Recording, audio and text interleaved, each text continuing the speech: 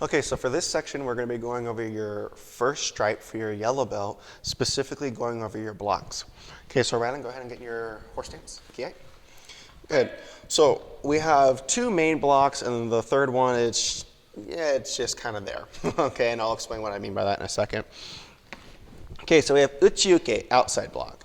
So what Rylan's going to do is going to take his right hand, and he's going to bring his index knuckle, that's the knuckle to the pointer finger, to his opposite shoulder. Okay? And then all he's going to do is just come out, make contact with the top of the forearm, and twist out. You want to make sure that your fist is the same height as your shoulder, and your elbow is about a fist and a half away from your ribs.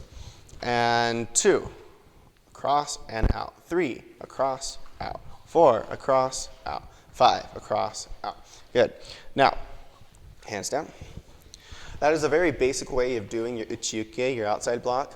When you get to about orange belt, we teach you a little bit different way how to do it. Okay. Soto-uke, inside block. So we always tell the students, bring the hand up almost as if you're asking a question, and your elbow is bent at like a 45-degree angle. And you want to focus on bringing the elbow inside.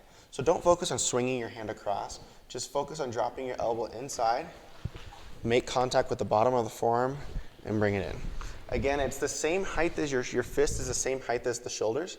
But this time, instead of his hand being aligned with his shoulder, it's on the inside, more aligned with his sternum.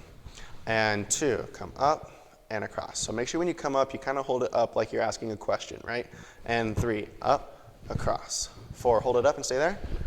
Right here, pull this hand back nice and tight and across. And 5.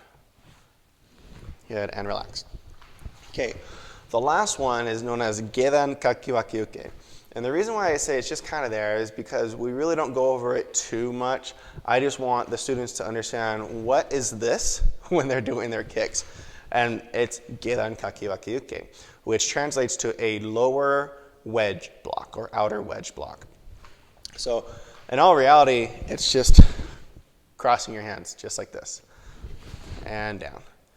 So if we tell the students, go ahead and move into your front stance and prepare for a kick, kiai. That's it. Okay, you don't really need to know too much more than that. Good job.